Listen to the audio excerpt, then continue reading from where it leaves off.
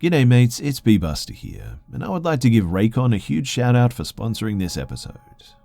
So, there's so much going on in the world at the moment, whether it's stuff that you're excited about, like Halloween being just around the corner, or stuff that you'd rather not think about, like the economy right now. You can't always control the vibes out there, but you can always control the vibes in your head with a pair of Raycon wireless earbuds in your ears. I've been using Raycon wireless earbuds for a while now, maybe like 9 months I think, and man, am I so glad that I made the switch. Being someone who is involved in sound editing, I know a good pair of earbuds when I find them, and Raycons are legitimately the best that I've ever come across. The sound is really crisp, their performance is top-notch, and when I listen to my audiobooks or go to the gym, they're so comfortable that I often even forget that they're in my ears. Whether you use them to pump up, wind down, work, or even work out, Raycons are my go-to for on-the-go audio. And the new everyday earbuds look, feel, and sound better than ever. With an improved rubber oil look and feel, they truly look and feel like state-of-the-art technology. Their optimized gel tips for the perfect in-ear fit, along with their sleek case that acts as a rechargeable station, these are impressive before you even start listening. You also get 3 new sound profiles that make sure everything that you're listening to sounds its best, with just the right amount of bass. There's Pure Mode, which is for podcast listening, blues and instrumentals and stuff like that. There's the Balance Mode, podcast listening with rock, heavy rock or metal. And then there's the Bass Mode, which is for things like hip-hop, EDM, reggae, stuff like that. There's also an all-new Awareness Mode for when you need to listen to your surroundings instead. Raycons also offer a juicy 8 hours of playtime and a 32-hour battery life. There's also even a built-in mic, and you can take calls on your earbuds at the press of a button. Raycons start at half the price of other premium audio brands, but they sound just as good. And if that wasn't enough, Raycons also come with a 45-day happiness guarantee. So right now, my listeners can get 15% off their Raycon order at buyraycon.com/bescared. That's buyraycon.com/bescared to save 50% on Raycons. buyraycon.com/bescared.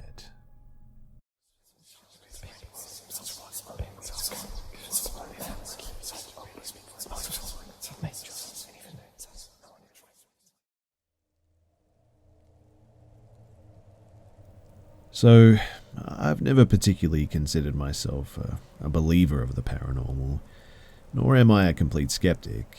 I mean, I turn all the lights on to go to the toilet if I've watched a scary film or have been reading some decent paranormal stories, so I must believe, at least to an extent. Anyway, my dad lives in the Scottish Highlands, has done so for the last 20 plus years, and I drive the 14-hour round trip to visit as often as possible, 2 or 3 times a year.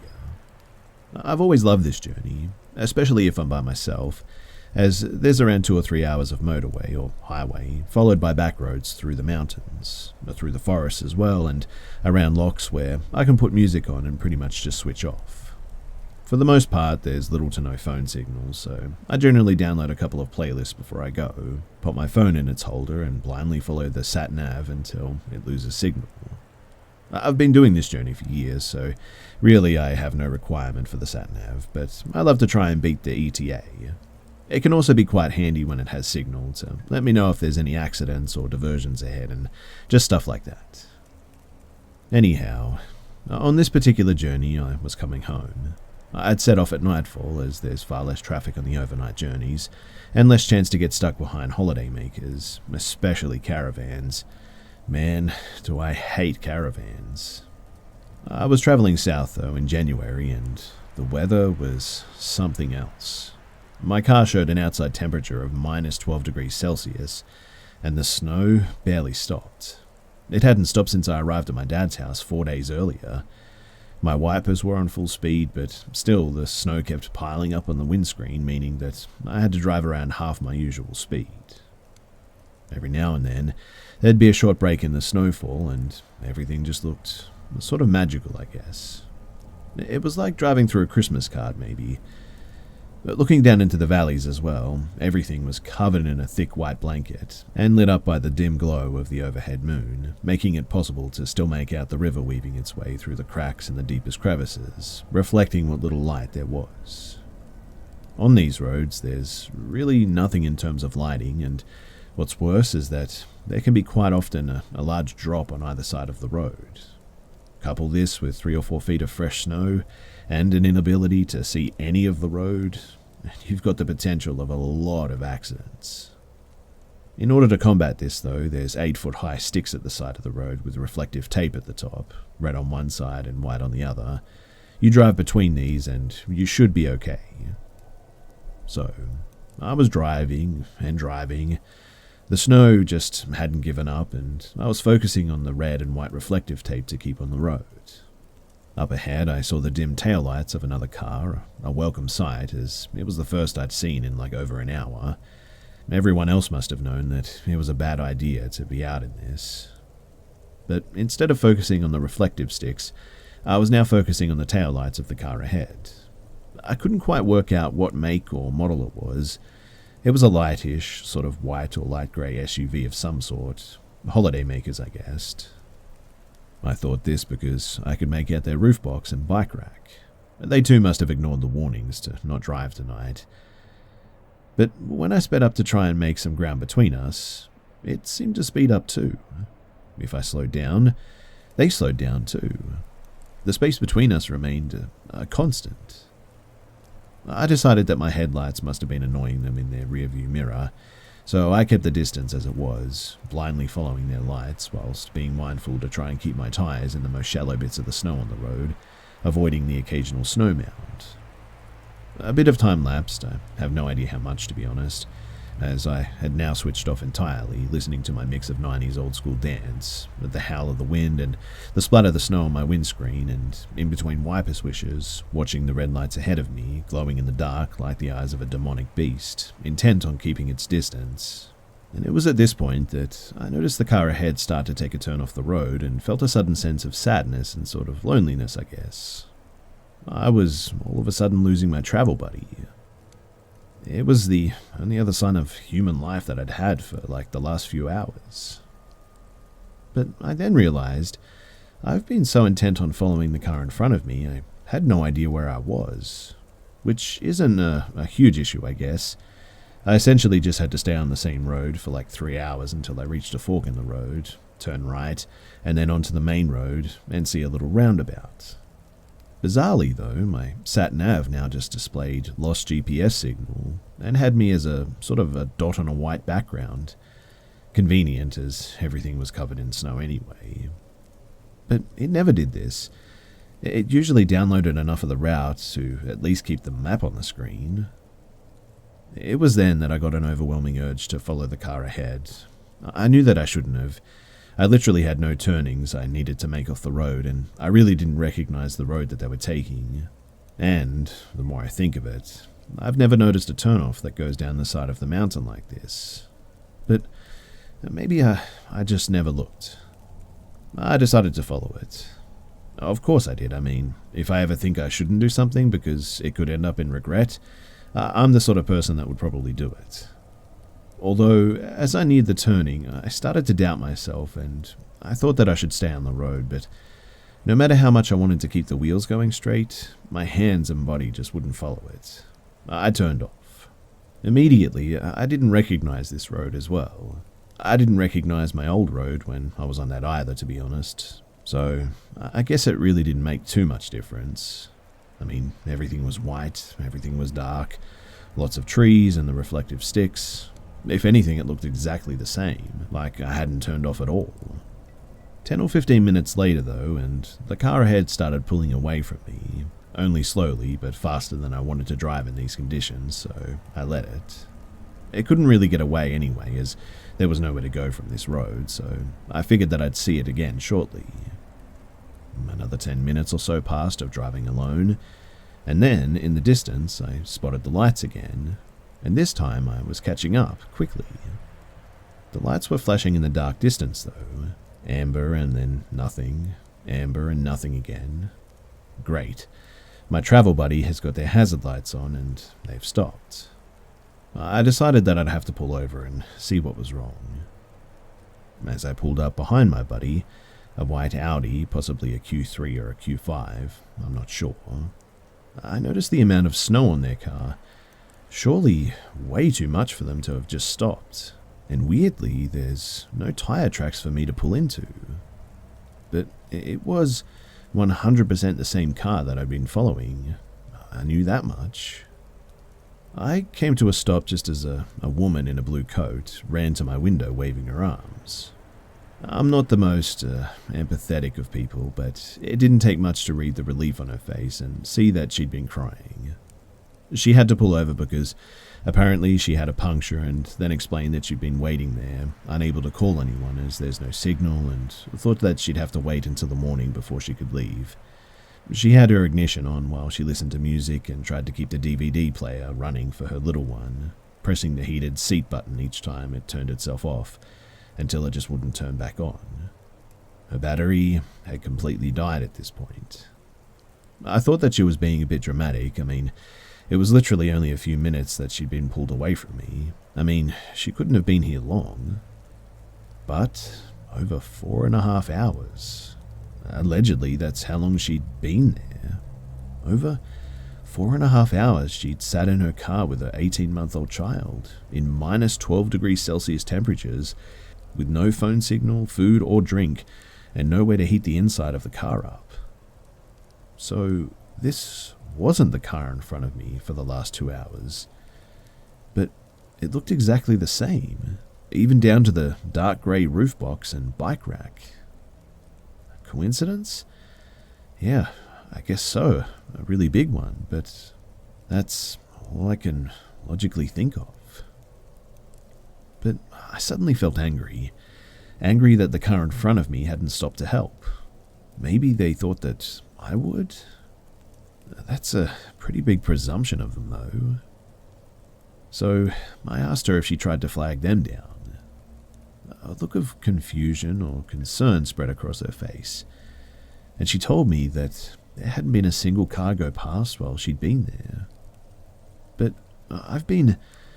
I stopped myself from going any further, obviously, from explaining that I'd been following a car that didn't exist for over 2 hours. She was scared enough from being sat here in the dark for the last few hours. In any case, I jumped out and looked in her car. Assisted by the light from my headlights, I saw her little one was fast asleep. I asked her if she wanted some coffee from my flask, and she said yes. I knelt down in the snow, as she'd already tried removing the nuts and had left the wrench on the ground next to the wheel. It was covered in a layer of snow and freezing cold. But I jacked up her car, removed her tire, and replaced it with the pitiful space saver from the boot. I lit a smoke and pulled my car next to hers, connected the batteries, and instructed her to start up her car. Once it came back to life, we stood and we spoke, and I asked her where she was going. Sterling, she replied. Brilliant, I'll follow behind you. Again, I thought. That's on my route. She thanked me for helping her, for talking to her, and for calming her down. She thanked me for the coffee and gave me a quick hug. Quick enough to be meaningful, but short enough not to be overly awkward from a stranger. She got in her car and she set off. I got in my car. I sat for a moment staring at the all-too-familiar taillights of the white greyish SUV with a roof box and bike rack, lit up a smoke, and set off. I sped up, I caught her up, I slowed down, and she pulled away, and her speed just remained constant. I kept wondering how she hadn't seen the other car, though. The other car that was exactly the same as her car. I kept wondering how now I knew where we were, but yet we'd not turned off or turned on to any other roads. As we neared the civilization of the A roads, I started to become aware of the tracks left by my new travel buddy. The tracks in the snow left by their tires. The tracks in the snow that I'm 99% certain weren't there when I was following her, or the other her, I guess you could say, before I stopped and offered her coffee. In any case, the snow eased as we entered a town called Kilmahog. We reached a junction and she turned right. I turned right, We were now driving in sleet, which is wet snow that leaves a sort of dirty grey and brown slush on the ground. Wet snow that makes seeing much harder than normal dry snow. But as we approached the roundabout, she indicates left for the first turning, and I indicated right for the last and pulled alongside her. She looked, waved goodbye, and she left. Now, I've thought a lot about this experience, and all I can put it down to is that someone, or rather something, took me that way that night, diverted from my normal route, made me feel as though I had no other option but to follow that car, guided me to a stranded woman and her child in freezing conditions with no food, water, or heating. I'm honestly still unsure how to explain it. I've not really thought about it too much, I guess. I don't like not being able to understand things or give them a logical explanation, because I guess it makes me feel uneasy. I've certainly never thought too much about the paranormal before this. I've always presumed if the paranormal was real, it would present itself to me if it needed to. If not, I would just live in blissful ignorance. But now, I don't know. And to me, that's probably worse than knowing.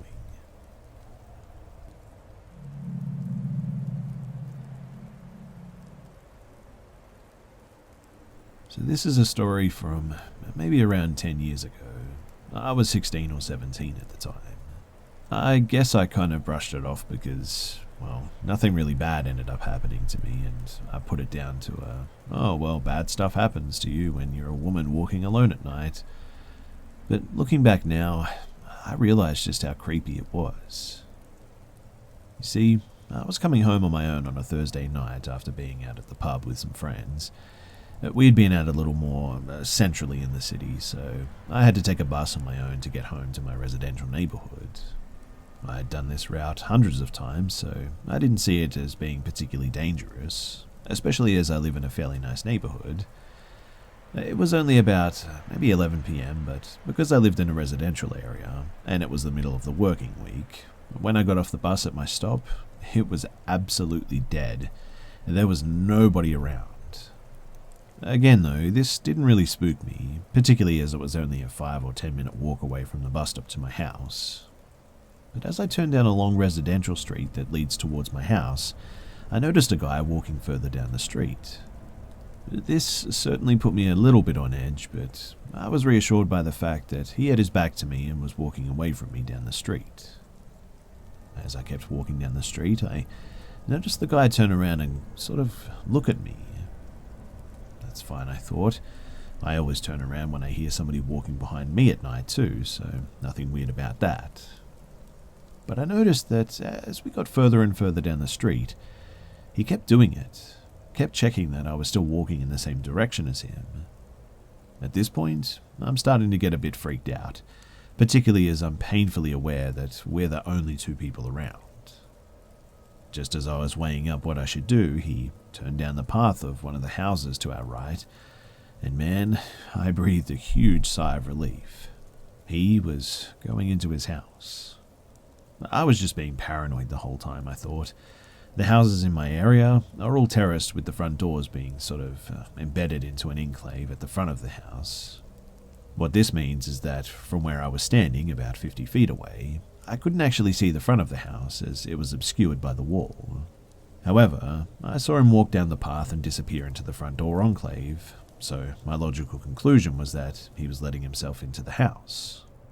Now, I can't describe exactly what made me feel like this, but after that initial sort of feeling of relief wore off, I suddenly got this really bad feeling. So I stopped walking and just sort of stood there.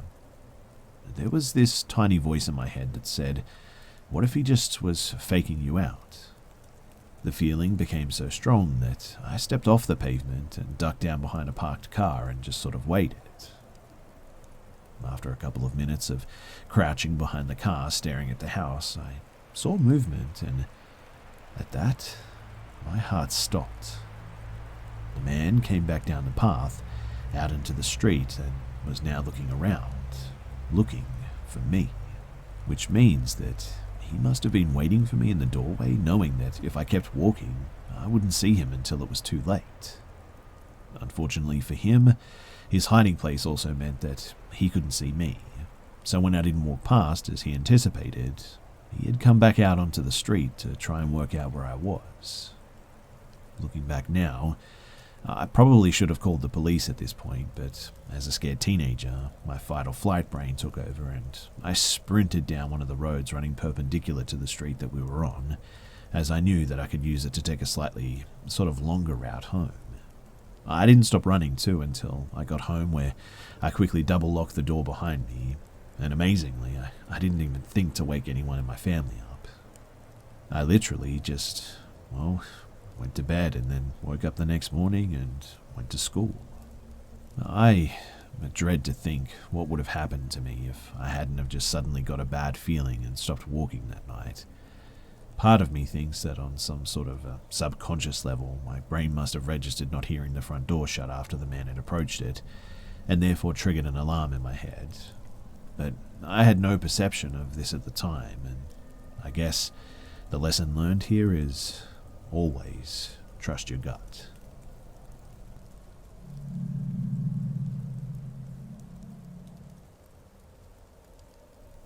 So, I figured that I'd share an unnerving thing that happened to me in the woods.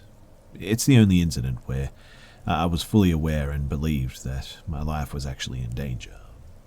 It happened in southern Kentucky in Wayne County. Specifically, what I was told was Edwards Mountain. This happened in the fall, and I must have been around 19 at the time. So, my friend Kay showed me this mountain range kind of location where a cave was. We had started to get heavy into caving, and if you know anything about the area, feel free to look it up, but the entire county is riddled with cave systems. Ridiculously so, in fact. We used to keep a map of all of the ones that we'd found or could possibly feasibly get into. Disclaimer too, that this is really dangerous and you should be really careful when you do it. I don't mind revealing locations as well, but if you get injured or shot, that's on you. There's not much you can do to be disrespectful of the area, to be honest. I suppose you should try to be respectful and do things safely, but most country people just dig the heck out of them or use them as trash dumps anyway, so I suppose it's not that big of a deal. Some of the caves I know are very dangerous though, and it's a miracle none of us have ever been harmed. Also, there are toxic caves as well, so be aware of that. This cave though, it was kind of odd. It was a large cavern, but part of me hesitates to even call it a cave because it was kind of like a cliff overhang as well, but you could definitely walk inside to a central chamber that was bigger than most apartments. And there was a tunnel that you could exit on the left-hand back area, if you sort of shimmy-squeezed yourself through, that is. It's not far off the road in the least. It's on a back country road, and then there's a small gravel road that you sort of turn off. This road goes into the woods and banks up and left, and it keeps going. I've never seen what's at the end of it, to be honest. Generally, you just park on the bend, and the mouth is up an embankment. So, I've been here twice before with Kay and never ran into other people, and never saw anything of note. We never really thoroughly explored the area either, which I wanted to. We would hike along the ridge to see if there were any other entrances. He was never interested because he thought the place was boring and had been there multiple times before, since it was essentially in his neck of the woods anyway. Anyway, another friend and I are hanging out, Jay, and I've managed to get him onto the caving adventure hype train, so I suggest we go and sort of check this place out and walk along the ridge and stuff. We take his car and he brings his handgun. Jay was 23 at the time. Well, we get to a gravel road, and as we're coming in, a small pickup truck is coming out. An older, haggy-looking woman is driving. Jay was driving a small car, so we couldn't go too far off the road, lest we get stuck. But she wouldn't budge and let us around. Jay starts to get aggravated and starts cussing to himself. She just mean-mugs us. After a few minutes, she finally yields and pulls to the side enough to let us pass. At this point, I would also like to note that, as far as I knew, nobody lived back there. At least I was never told anyone did, and there were no signs of any kind posted about private property or anything. The gravel road has no name as well, and as far as we were concerned, and new people come up here often, this was perfectly fine to be here. Jay and I park the car in the bend and get out. We check out the main chamber where there's an old fire and start to walk around the ridge on the left-hand side. But 3 things of note as well. We found a sifter, not unusual. People dig for arrowheads and pottery in this county all the time. But I smell the distinct ghastly smell of like bone marrow. I assume that there's a dead animal, but I can't find any carcass and the smell is strong. I figure since vultures are very common and nest in the cliffy areas, there must be a nest somewhere with a carcass in it. We also find a rope anchored on an extremely steep part of the cliff where there are no handholds to easily climb it. So naturally we climb up the rope, and at the top is a flat area with a chair. From there you can climb a little higher on some other levels, but it didn't really go anywhere. From here, we're now pretty high up, like 3 or 4 stories, and can clearly see the parked area from above. And this is when that terrible pickup truck comes peeling down the gravel road from the main road. At first, we don't think anything of it, until it stops a little ways in front of our car and a guy gets out with a rifle. He walks down to our car and starts sort of looking around in the windows and surveys the surrounding area, luckily never looking up. At this point, we crouch and we just sort of watch. Then another guy in the truck steps out, also with a rifle, and shouts, "Did you find them?"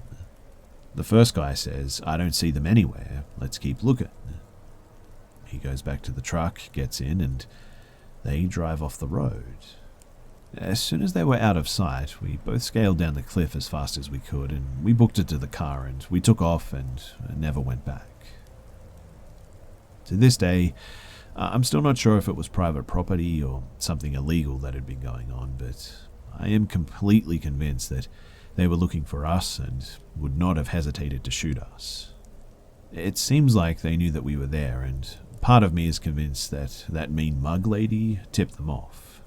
You hear stories all the time about people getting shot over pot patches in the middle of the woods here, and I have seen one pot patch in the woods myself, but this was fairly close to the main road, so it seems a little bit odd that it would be that. Maybe it was private property and we just didn't know, but there's definitely better ways to go about it.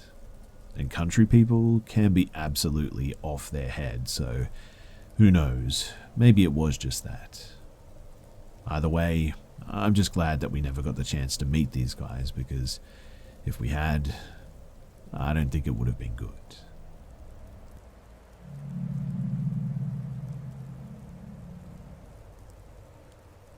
This happened around 13 years ago near Elizabeth Lake in California. My kids and I were looking to buy a house. There wasn't a lot in my price range, but in those days, we just wanted a place to call our home. I remember that it was a sunny day, but it wasn't too hot, so we sort of got new listings from the realtor and off we went. We had such high hopes and everything was going pretty well, and we found a few hopefuls, but for some reason when it came down to the last house that was located on a hill, the realtor told us that she wouldn't be going up there with us. I asked her how we would be getting into the house, and she told me for some reason that there was no point. So nobody ever locks it?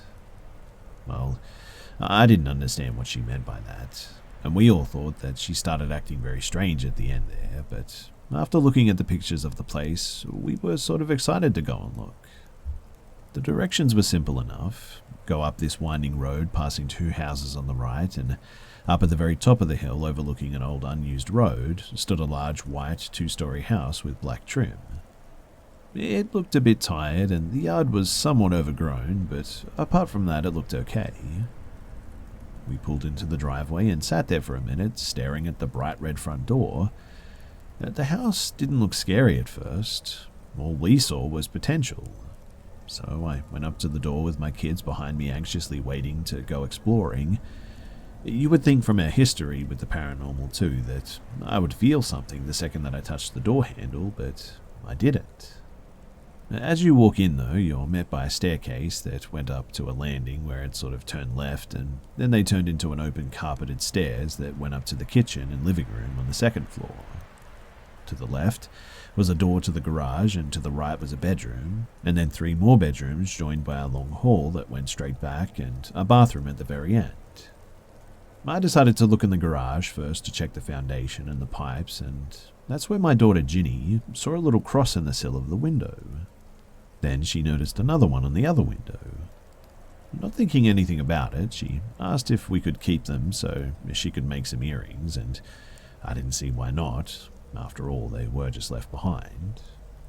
As I started up the open stairs, though, I all of a sudden felt dizzy, as if my world was upside down, and even almost fell over. Grabbing the rail, I sort of sat down on the top step, and my son Cody came barreling up the stairs and stopped halfway up and put his hand on his throat while making a face and ran up the rest of the way.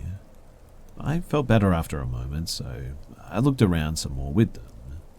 There were large windows everywhere and a door that opened to a balcony overlooking the cliff part of the back of the house, where we stood for a bit, taking in the beauty, but all of us got an uneasy feeling, so we went in to further check the place out.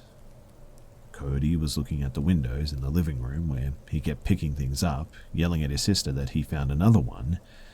My daughter started down the stairs and she lost her footing, and I remember her stating that if we got the place, we would have to put in another handrail.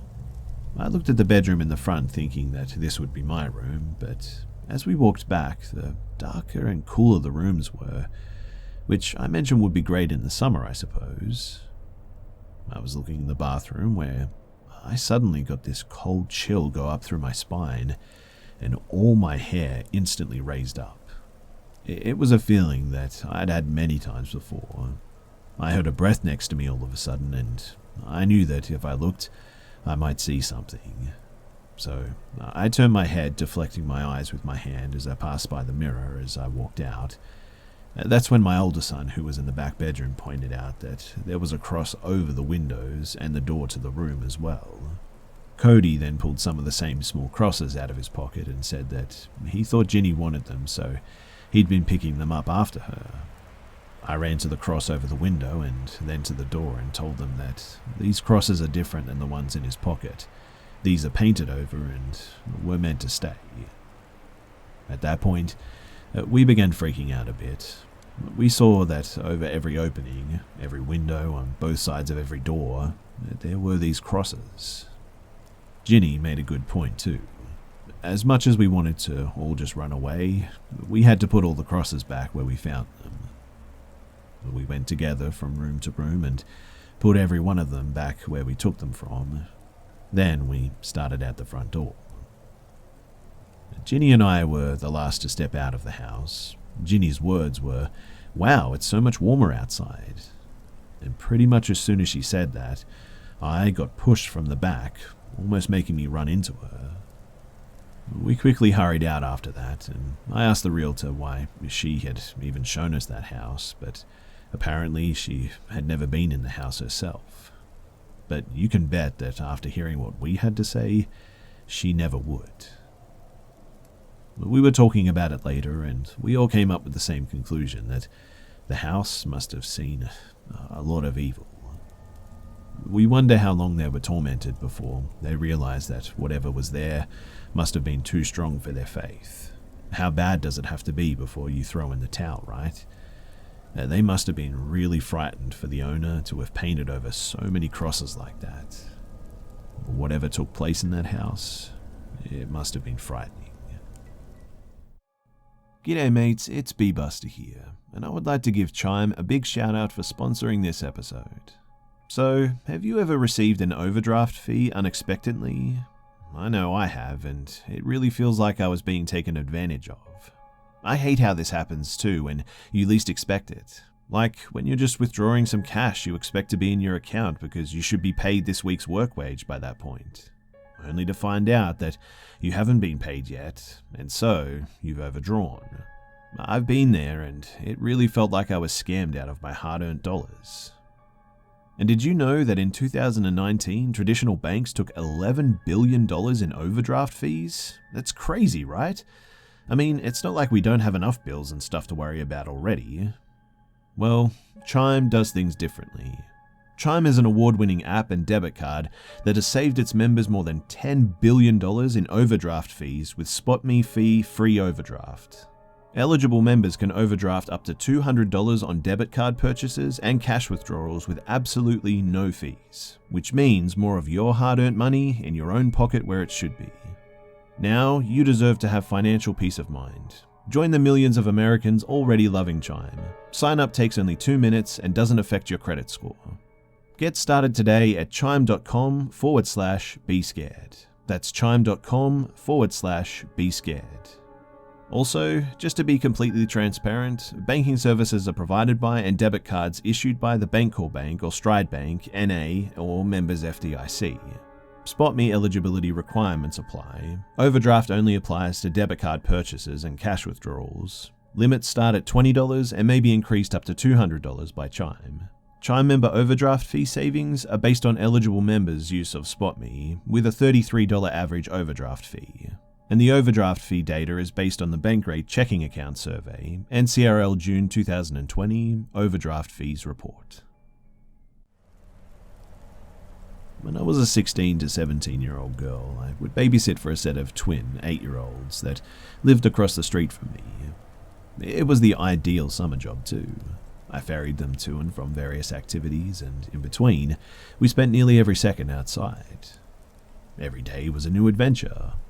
Adding to the fun too, the twins' family owned a medium-sized sweet-as-pie poodle mix who loved people more than anything. This dog was incredibly smart, gentle, and loving too. She honestly wouldn't have even harmed a fly. But we would count on her to go on adventures with us. She would follow us at a far pace, exploring on her own, but would always keep us within earshot. Whenever we met new people, she would gleefully bound towards them, eager to lick them and get pets and express just how happy she was to see them. But she was honestly the best dog that I've ever known. I remember one late summer morning too, we decided to spend a few hours drawing on the front driveway in chalk. The kids drew and rolled up and down the street on their scooters. And while I laid on the driveway with the dog, soaking up the heat, not many adults were around. It was a weekday and most were at work, but we couldn't have felt safer in the midday sun and the safety of our suburb. Occasionally a neighbor would walk down the street and the dog would slide up to them in greeting, while I spent a few minutes making small talk. This continued for a while, and I was getting really relaxed by the heat and the sound of the kids playing and laughing.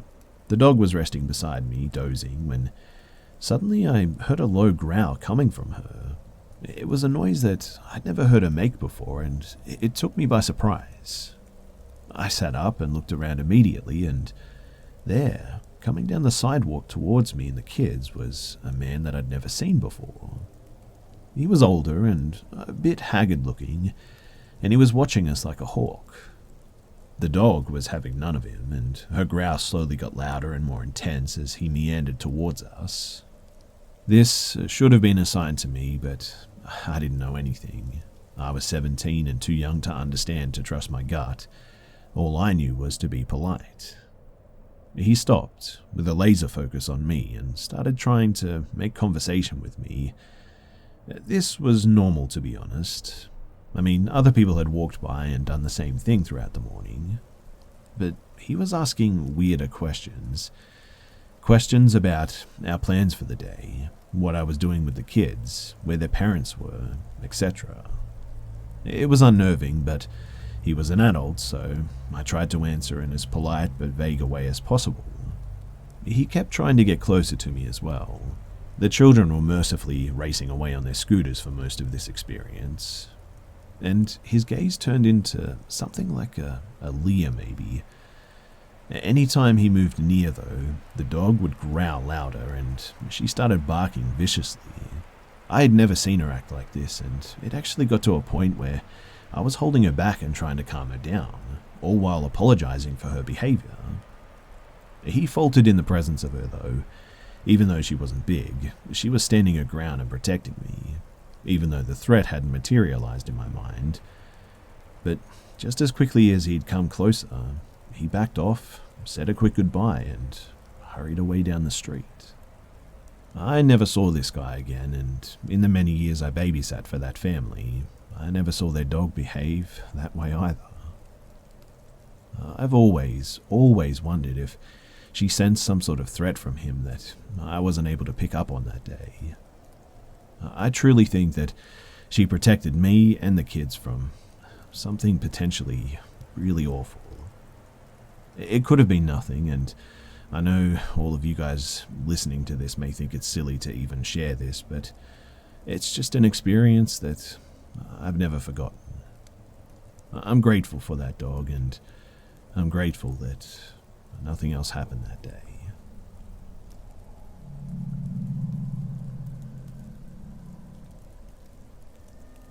So my friend lived in a super rural, small country town, and I'd come to spend the summer with her at her grandparents' house.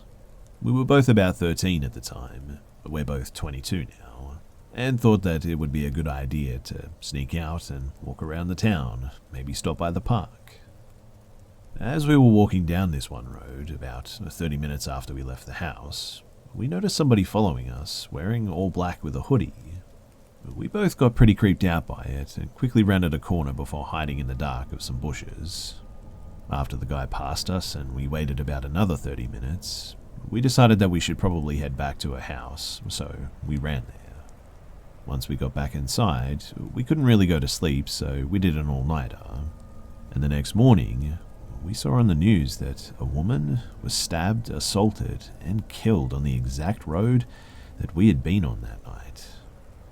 We couldn't help but wonder if the attacker was the man who had been following us, but safe to say, we never did sneak out again after that.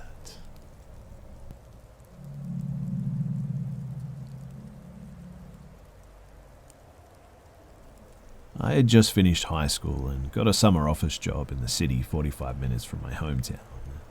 My boyfriend at the time also had a job in the city and would give me rides to and from work. Unfortunately, this meant that I arrived up to an hour, maybe an hour and a half, before the office opened.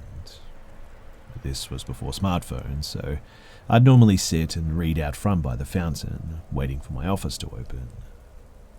This wasn't the best side of town too. Mostly industrial buildings with a few gas stations and restaurants spread out, all near a major freeway, intersection sort of overpass thing. I wanted to get an apartment closer to work and start community college in the fall. I just couldn't find roommates, and my boyfriend said that he'd rather commute to work than pay rent. I decided to go it alone despite my mum's fears of me living by myself. I found a beautiful 1940s brownstone, only a 20-minute walk or 10-minute bus ride to work as well. Being a broke teenager and liking the exercise, I mostly walked to work.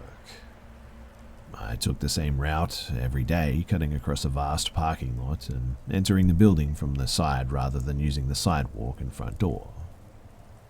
My office was a rented space in a large 10-story building with other businesses like telemarketing and call center offices. No doctors or lawyers or other businesses that would have in-person customers, so I rarely saw other people in the parking lot or surrounding grounds other than like co-workers or other professionally dressed office workers.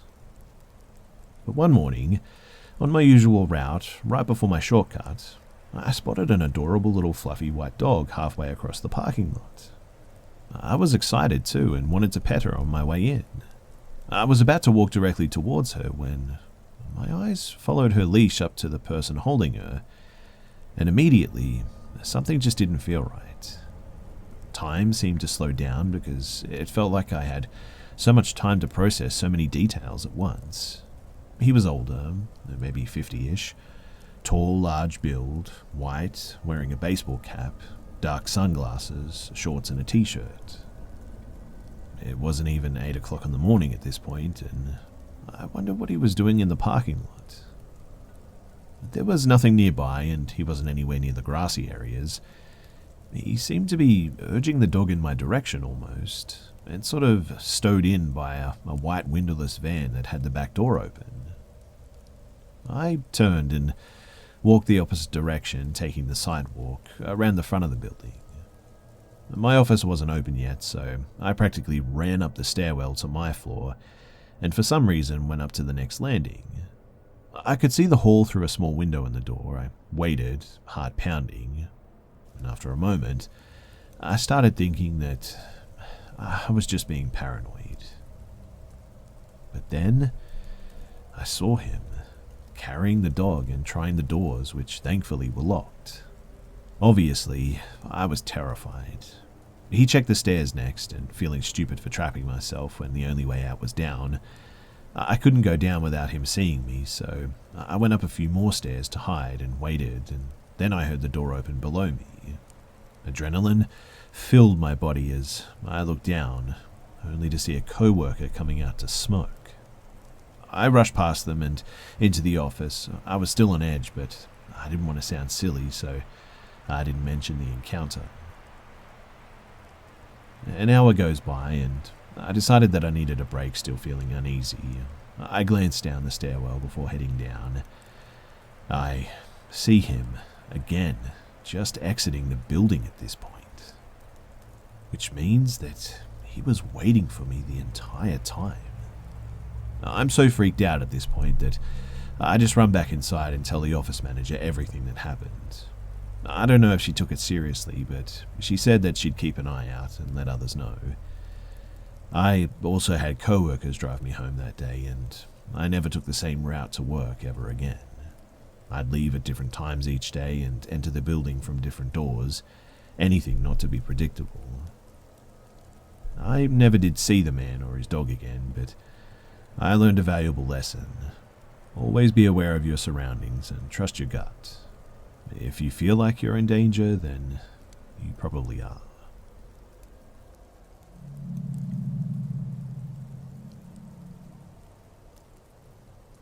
So this happened at the end of the first quarantine, about late July or maybe early August. IKEA had said that they would be accepting a mass of customers, and my mother said that she needed to go and get some stuff we had previously not been able to get. At the time, I lived with my mother, brother, nan, and grandfather. They all get up early, so they wanted to go as well. I, however, wanted to just stay in bed because the line would have been like 2 hours long. And when the time came for my family to leave the house, my mother came into my room and told me that they were going to IKEA, and I, being half asleep, just sort of agreed with everything and didn't think much of it. But something felt off. I just had this gut feeling as if somebody was standing over me. But now that I think of it couldn't have been my mother because I could really hear her outside my door. In any case, they left the house and I was left alone for about 4 hours. For the first 2.5, I just sort of played on my PS4 with my friend. But I then heard the distinct sound of the front door being unlocked from the inside. But the outside and inside make different sounds. I thought that this was odd because I had one headphone off my ear just to hear when they got home, but it was still creepy how it was clearly being unlocked from the inside. I heard no noise for the next few minutes, so I went down to say hello, but the door was still locked and still nobody had got home. After about 10 minutes, I was still playing on the PS4 while telling my friend about it, when I heard my bedroom door open and felt the wind that it normally makes when it opens. I turned, but still there was nobody there. Now, though, I was really starting to get freaked out. I thought it might have been from the lack of sleep that I was getting at the time, or just my imagination or something, and nothing happened for the next hour. Because I'm a junk food loving teenager, though, I constantly was going downstairs to get drinks and snacks and stuff. But the last time I did it was the part that left me just absolutely terrified. You see, I walked downstairs to get my food and drink. For some reason, I always have the feeling that someone is always behind me when I'm going up or down the stairs, and I started to walk back up them. As I reached the top of the stairs, I have to look down a hallway to my left, but I could see my door over the ledge before fully getting up the stairs. And that was when I saw, well, me. At my door, slightly cracked open with me, there just staring. It had the facial structure of me and the same hair, but the facial features were a little bit different. In any case, that was enough for me. I ran out of the house and didn't go back in until my parents got home. Now, most of you probably won't believe this because I know it sounds like a common fake story, but it was there, clear as day, and that's why I'm scared of being home alone now. Too many unexplained things have happened in my house while I'm home alone, and it's left a scar in my brain. But this one, it definitely sticks out. This one was the worst by far. This one is burnt into my memory.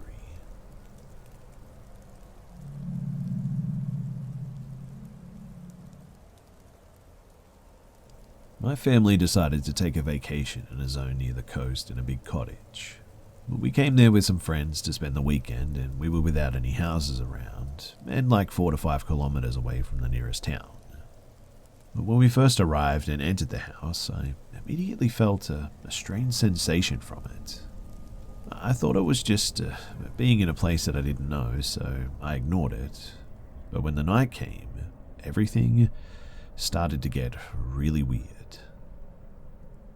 So I slept in the same room as my sister, but she was fast asleep, so she didn't realize what was happening. But when I was finally getting to sleep, I suddenly heard 3 hard knocks on the door, so I instantly get up from the bed and come near the door to see what was happening. I opened the door, and there was no one. I thought that it could have been our friends, so I sent them a text message saying that they should stop joking around with us because we're trying to sleep. Anyways, I felt like they wouldn't stop, so I waited close to the door until I heard another knock, and I was going to try and catch them in the act. But then I received a text message from one of my friends saying that they were in the upper room trying to sleep too, so they don't know what I was talking about. I decided to stay near the door anyway, just in case. Maybe they were lying. And suddenly, another violent knock sounds again, so I immediately opened the door just to see that there was nothing. Neither my friends nor anyone else. In that moment, I knew something was happening in that house. I tried to sleep, but my head was trying to understand what the heck was going on. The next day, I talked about this to my parents, and they said that we could move to another room in the upper floor, but didn't actually believe me. I mean, I was 14 at the time, so they just thought that it was my imagination. But then the night came again, and I was ready. I thought that if something happened again, I'll wake up my sister so that she could confirm it later too. The hours passed, and I was in bed with a little light turned on when suddenly I started to hear strong hits. But this time they didn't come from the door. Instead, they were coming from the wardrobe next to us. I immediately woke up my sister, and she was terrified too. The hits didn't stop, and the violence of them was so hard that the door from the wardrobe was actually moving, like something was trying to get out of there. I said that I would try to open it to see what was trapped inside, and my sister was begging me not to do it because she was absolutely in shock. But anyways, I opened it, and in that same moment, the sounds just stopped. It just became completely silent in the room. It was at this point that she decided to wake up our parents because she was afraid that this thing was there to harm us somehow. It was an awful situation, and we never did go back there again after that. I don't know what happened that night, but it's definitely something that will stick with me forever.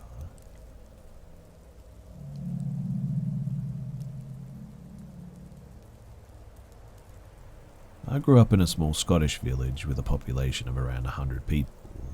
The village was one shop, one pub, one park, a church, and also a graveyard. Our house was even more remote and a 20-minute drive from the epicenter of village life. But my weekly entertainment was my dad driving into the village every Saturday night to get sort of plastered at the pub, and me and my ADHD brother playing in the village forest down the road from his pub. Our dad would get us cans of Coke, which was the highlight, and we would run deep into this forest high on sugar, climbing trees, building huts, and just having a great time. We would stay out until it was pitch dark and eventually drag our dad out of the pub. and he would never come and retrieve us like he would this time. One night, as we were playing deep in the forest, my leg got stuck in some deep, thick mud. It got jammed right up to my knee, and I just couldn't pull it out, and neither could my 8-year-old big brother. I started to freak out a bit and cry uncontrollably. I thought that was the end of me. I thought that I was about to sink into the mud and never be found again. My crying freaked out my brother out even more, so he ran back to the pub to get our old man. At this point, it was starting to get dark quite fast, and I was still alone with my leg stuck. We were deeper into the forest than usual too, so I knew that I was going to be alone for a good 15 to 20 minutes. Not a great situation to be in, I thought.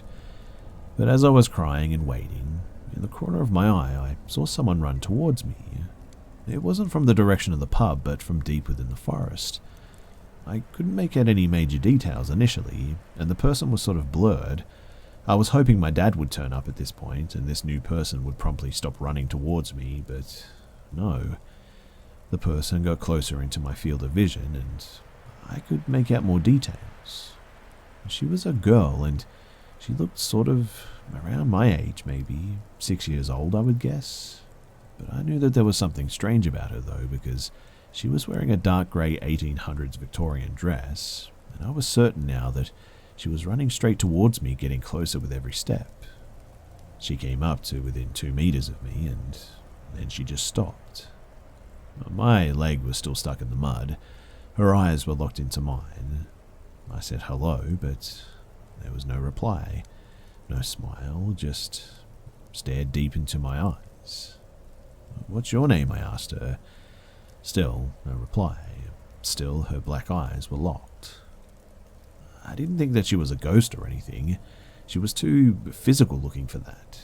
She just dead-eyed stared at me for a really long time. She moved a little closer, not breaking eye contact. The time moved quickly, and she simply turned around and then sprinted back into the dark woods.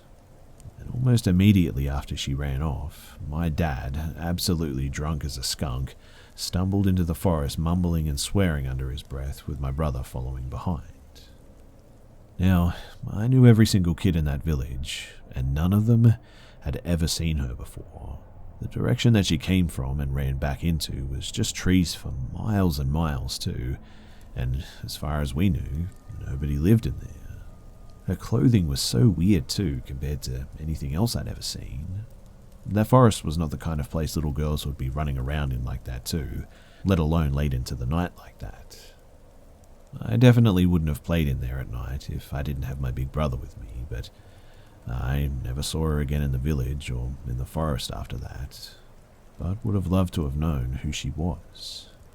She was definitely human in my opinion, just a very strange human who was drawn towards my loud crying and distress at the time. I don't know if there were people living in the forest or something, but like I said, I never saw her again after that. But a part of me sort of wishes that I did.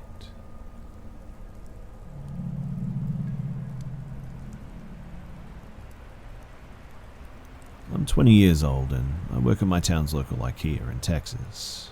Since I don't go to school during daytime, my boss put me on an overnight shift after the store closed at 11 p.m. This means that I was working from 11 to roughly about 1 a.m. I was basically a glorified janitor, going around the store, mopping the floor and cleaning and tidying whatever people used to touch or sit around in the furniture and concept rooms throughout the day. Given that IKEA was a supercenter, there would still be a number of employees working during after hours, but for some reason that night, I was one of only like 2 other people going around the store to clean. It was around midnight, and I was just dusting off some of the shelves in one of the concept living rooms when I heard someone's footsteps echoing in the distance behind me. This was odd, as the store was closed over an hour ago, and no one was supposed to still be in the store's premises. But I just sort of brushed it off, as it was probably my coworker Carlos going around and doing his part. Though it would be somewhat unusual for him to do that, given that we basically never see each other while we're cleaning, because the store is so big and we're assigned to clean our own areas of the store each time. So I brushed it off and some time passed. I'd eventually made my way to the children's bed section of the store. It wasn't my favorite part of the store because it was always so badly lit from the broken lamps overhead. I was making the beds when I noticed movement in the far corner of my field of vision. It was faint, like something ducking under one of the beds. I started to get pretty anxious by this point, because I just remembered the footsteps from earlier and connected the dots a bit. Something was definitely off, and I realized that there's a high chance I'm not alone in this part of the store now. I looked around, but obviously there was nothing. As much as I had my suspicions too, I started to wonder if my mind just made up what I just saw or something. A couple of minutes passed, and I was still very much on guard. And that's when I heard a plastic cup hit the floor about a block away. It came from one of the kitchen rooms in the kitchen section, which was the last section that I had to clean before I was done for the night. I stopped what I was doing and looked into the direction of the sound. All I saw was a cup in the middle of the alleyway, but that definitely made it real. My fight or flight started kicking in pretty intensely at this point, as I tried to make sense of what the heck was going on. I started to think that maybe someone was messing with me. Either my coworker or some random kids were playing some sort of a prank to scare me. However, my coworker Carlos isn't the type to joke around. We barely talk either way, but I figured whoever was doing this was just trying to lure me in towards the cup.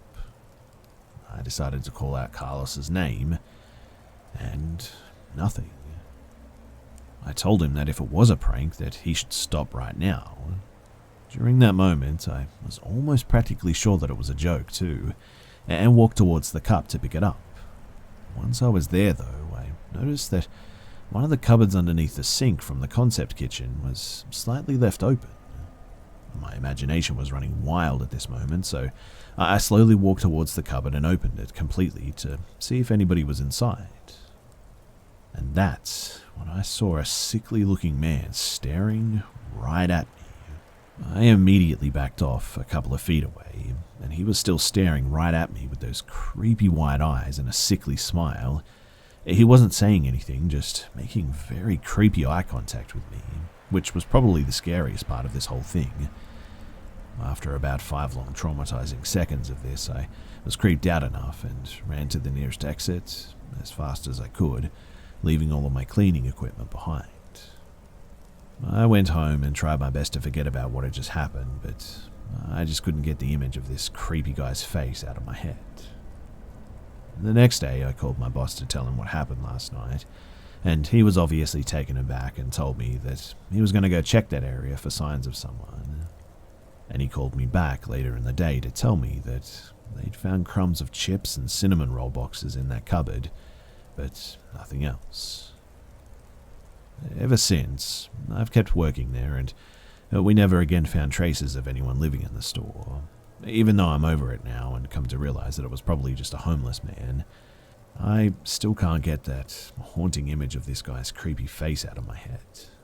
Nor can I make sense of that cup falling over for no reason.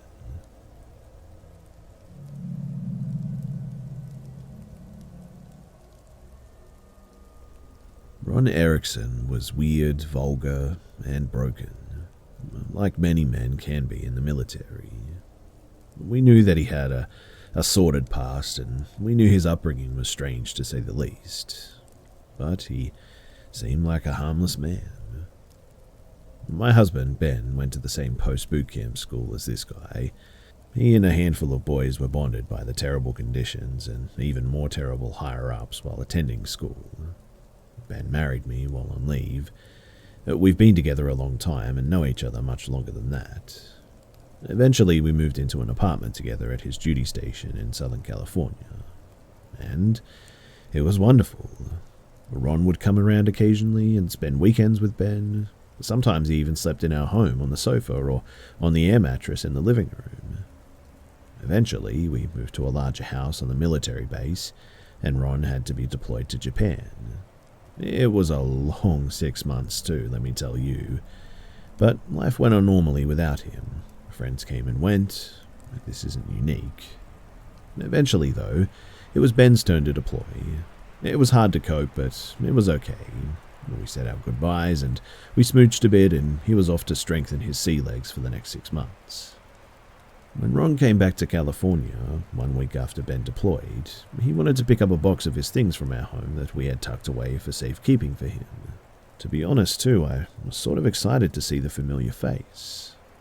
He picked up his things, shared some small talk, and then he left. Nothing strange at all, honestly. Knowing that he was back from his journey and many of his friends were deployed with Ben, I extended some kind and friendly words over Facebook Messenger occasionally, wishing him well and just being polite. Unfortunately for both of us, though, he mistook my kindness as romantic gestures. Now, one night at about 2 a.m., Ron called me via Facebook's calling feature. Concerned for him, I answered. I thought the worst. Had he become depressed, or maybe he was suicidal? I can't in good conscience deny a listening ear to someone who maybe needed it, especially someone my husband is somewhat fond of. The conversation started somewhat normal too, as normal as a strange, unwarranted 2 a.m. call could be. He was loud, possibly drunk, and sounded desperate for conversation. He rambled on for a while and then admitted to me that as a child, he had actually had a sexual relationship with his younger stepsister.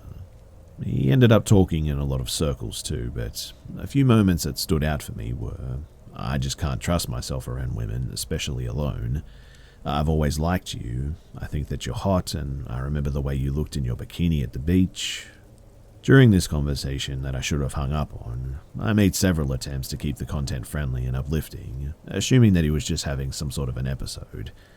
It was all horrible and made me feel disgusting. He then told me, though, that he was near my house at another girl's house, I assume with some poor guy's awful cheating wife. He said that she wasn't really anything to him and he wanted to come over to my house. He knew Ben was an ocean away and that I was alone in my house, so I told him not to come and he hung up on me. I sort of panicked and closed all the first floor windows and doors, making sure that they were all locked. I turned off the lights as well. I took my dog and my cat up to my bedroom and I locked the door, wedging pieces of furniture into the door to create a sort of barricade of sorts. And, yeah, he actually showed up. He walked around my house, pulling on the doors, calling my phone, messaging me horrible things. I screamed for him to leave, both on the phone and through my upstairs window. It was truly a nightmare realized. He messaged me I could get in if I really wanted to. A clear threat, in my opinion. I called the police and then I called my neighbor, a big Navy doc who I felt I owed my life to. And after being chased off by Hunter, my neighbor, and having long talks with PMO, NCIS, and my neighbors, I received a protection order against Ron. I'm disappointed that there wasn't any break time for him, but I was pleased that I have documented evidence in case he ever tries to contact me or my husband again. But I guess it just goes to show that you never really truly know someone. Please stay safe out there, guys, and always exercise your right to bear arms if you so choose.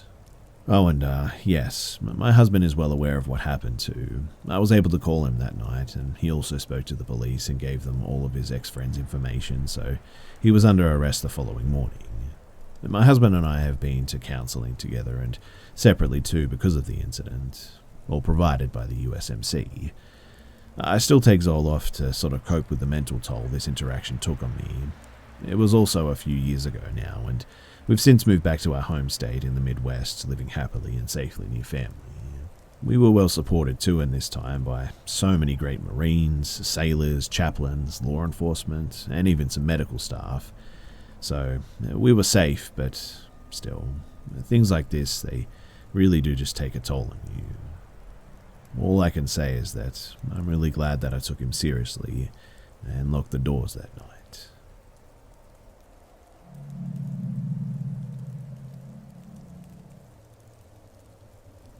I used to deliver hotshot freight across the Great Plains, or Minnesota area.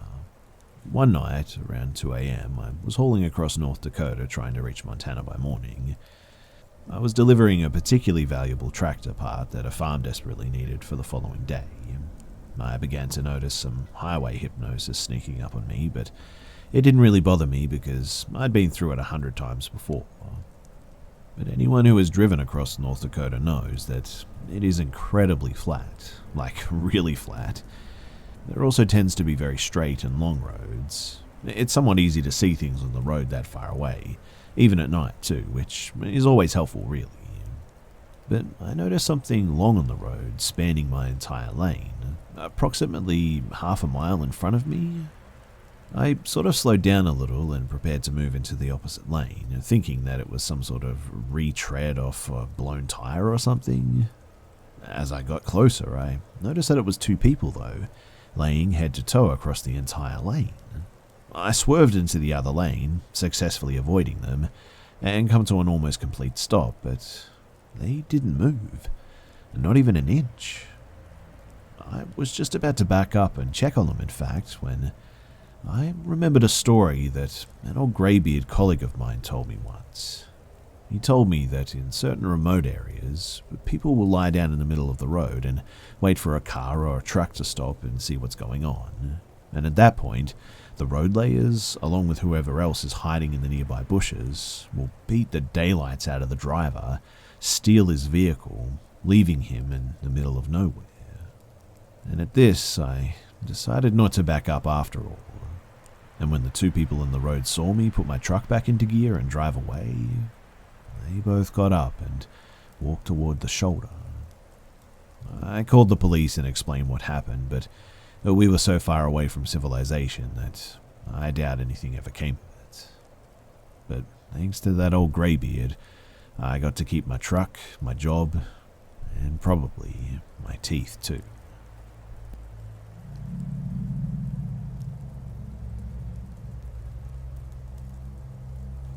During my first year at university, I lived on campus.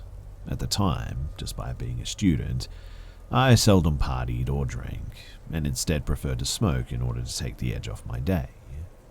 I never wanted to smoke on my university campus, due to security patrolling the premises 24 hours a day, though. Weed is very much illegal in my country, and being caught would have likely resulted in my expulsion from the university, at the very least.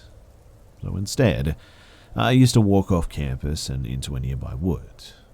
I was always on high alert, especially when I went by myself and alone at night. For context, I'm a female, and therefore situations like these have the ability to make me feel very uncomfortable very quickly too. I realized that I was putting myself at high risk, and therefore after sunset, I would never wander too far into the forest. I always made sure that I could see the perimeter of the tree line, which was well lit. This meant that if someone was coming towards the woods, I could always see them, but I was always far enough away into the woods where the darkness would minimize my visibility. Now, one night, I was there just minding my own business like normal, playing on my phone, enjoying my joint, when I hear something to the left of me. I turn and look, and it's a guy, probably in his 40s, just outside the tree line peering into the woods. I was sort of crouched at the time, another measure that I took to minimize my visibility, and honestly, I was pretty shocked to see him, so I immediately flinched, and this is the moment where I really messed up, because he hears my movement and suddenly reveals a flashlight. He starts moving towards the sound of my movement. This is where fight or flight really kicked in. I, a 19-year-old female, was not about to win a fight with a man who had a flashlight. And without another thought, too, I started hightailing it through these dark woods. I could see the projection of his flashlight against trees very close to me, which just increased my adrenaline. But my vision was perfect, and my speed, as well as ability to avoid tripping over, was pretty impressive, considering how high I was at the time, too. He eventually stopped pursuing me, probably realizing that it was going to be way too much effort. I, fortunately, made it home to my dorm that night, but it still unsettles me to contemplate what might have happened had he have actually caught me. I don't know who he was. He wasn't in police uniform or the uniform worn by campus security staff or anything. He was seemingly just a random guy chasing me through the forest. Maybe he was a disgruntled nearby resident who was sick of students smoking weed in the forest. I don't know. All I know is that his intentions that night, they were not good for sure, and I'm really, really thankful that I got away.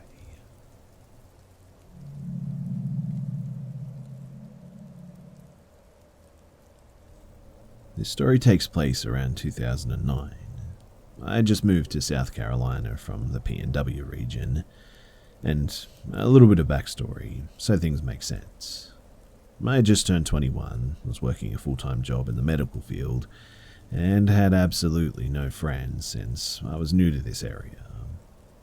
One night I got bored. I decided I was going to put myself out there, so I drove from my tiny town to Columbia, SC.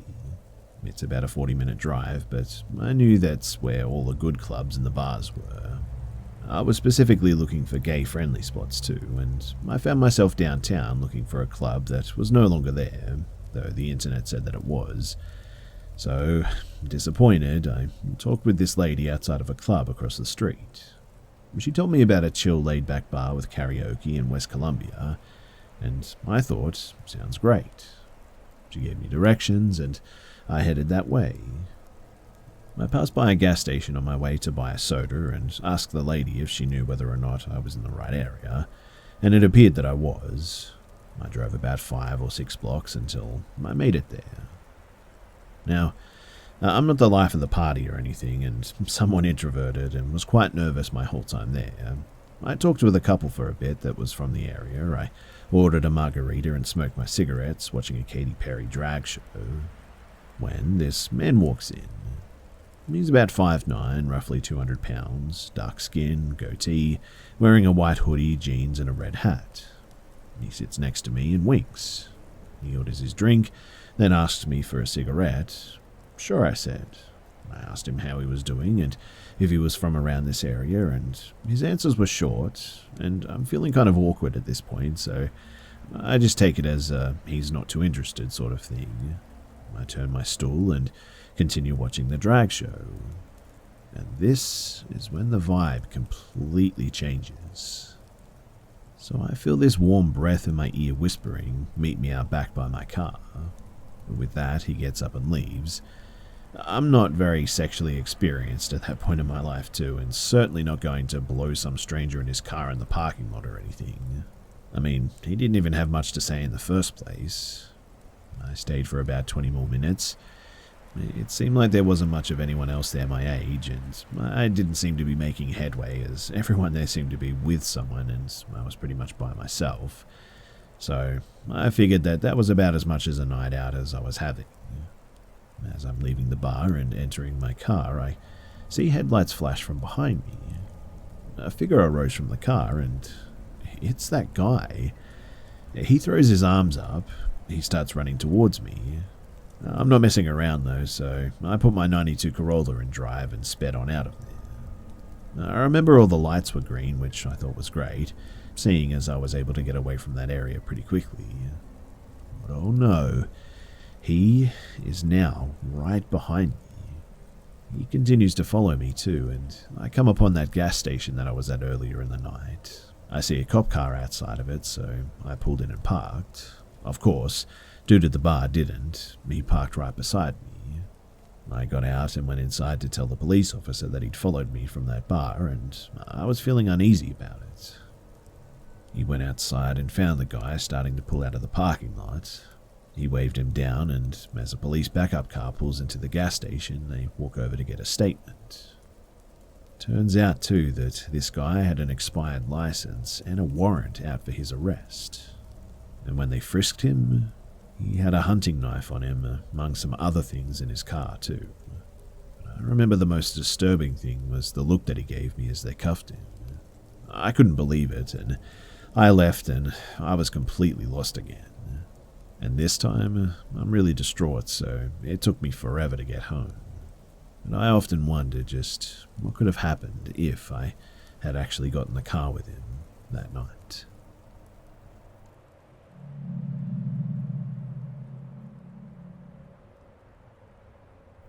So I'm not entirely sure where to post this, but this is about an experience that my husband and I had while exploring the Great Smoky Mountains, more so Blue Ridge Parkway, on the NC side. We're both super into Missing 411 and creep each other out with stories of skinwalkers and watch a lot of Mr. Barlin on YouTube. If you haven't seen his videos and you like this sort of stuff, then you should check him out. He goes over a lot of different Missing 411 stories. Anyway, we were driving along Blue Ridge Parkway, stopping at the many different overlooks, and overall it was really gorgeous. We went just a little while ago, early November, and the weather was perfect. We had seen a few side roads, some named and some unnamed, and I'm not 100% sure what possessed us to go off-road on an unnamed road, but we did. The road was gravelly. There was a bridge or a tunnel that we had to go through. It was covered in graffiti, so we thought, oh, okay, people must have come through here. There's graffiti, so clearly we're not the only ones who have been down here before.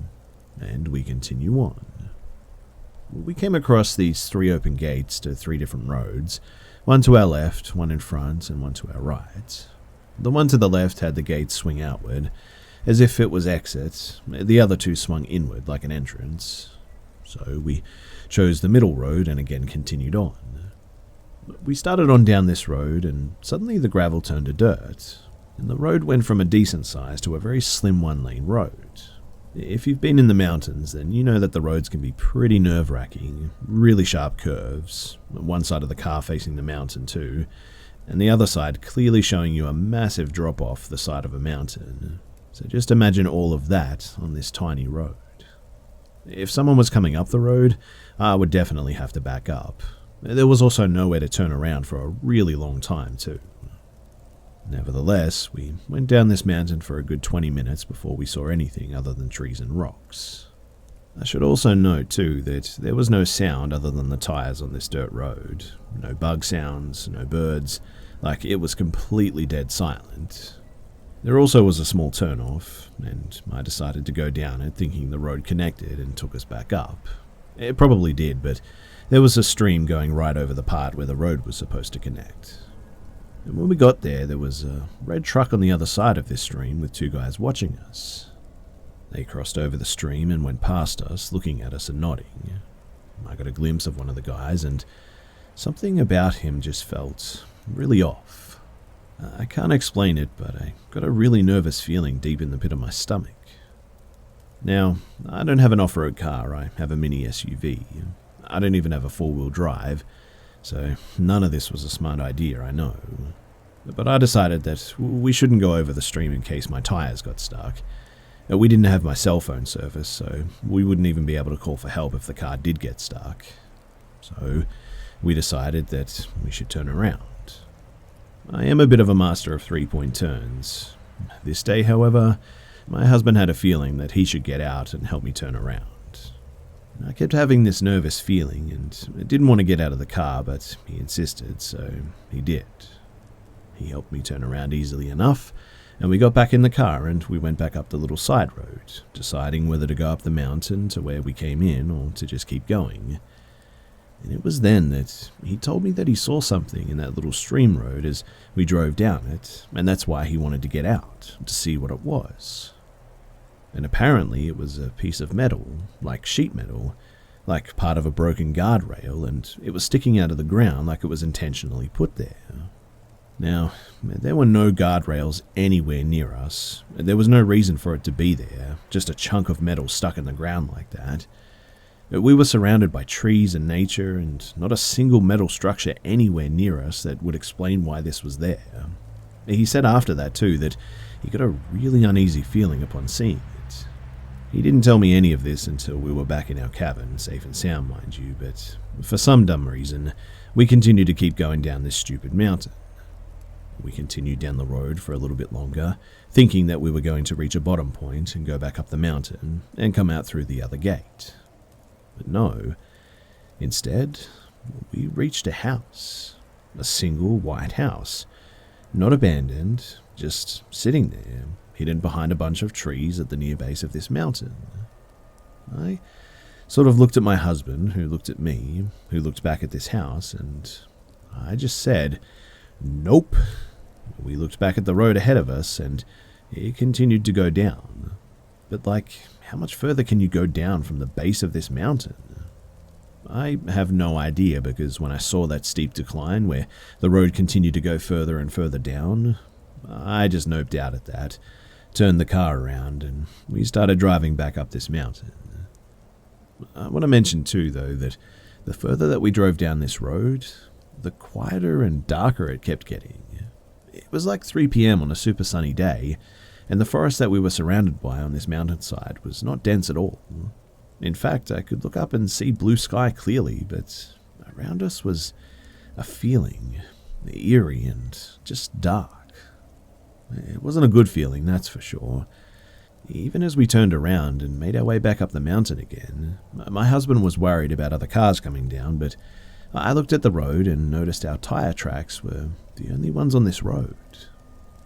Upon seeing that too, I just got this immense feeling of being watched. Kept looking in my rear view thinking that I was going to see someone or something, maybe even that red truck from earlier coming up at us, but there was nothing, and I just couldn't shake the feeling that something was watching us and wasn't happy when we turned around.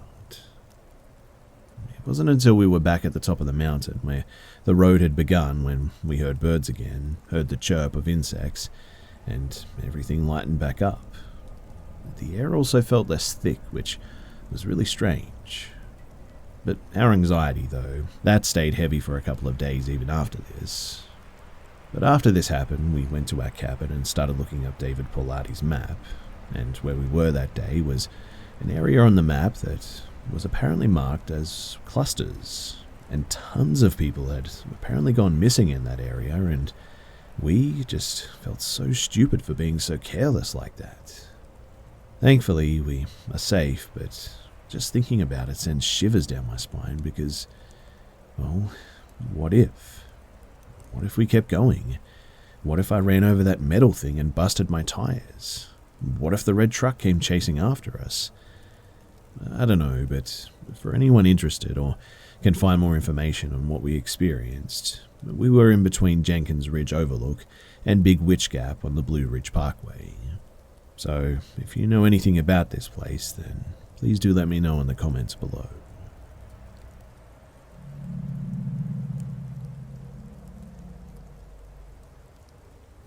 Three years ago, October in Minnesota, I just started dating my now wife. I was really obsessed with working out and asked her if she would like to use one of my guest passes at the YMCA. She begrudgingly agreed, and we started heading to the closest YMCA near her house. We were about a couple of miles away from the gym, with my wife driving south on a busy street, when I noticed on the other side of the road heading north, a woman was walking on the sidewalk while holding something. Next to her too, driving slowly on the shoulder of the road, was an F-350. And I don't know why, but the hairs on my neck stood up, and I shuddered after seeing them. My whole body had goosebumps. I told my wife that she needed to do a U-turn so we could see what was going on.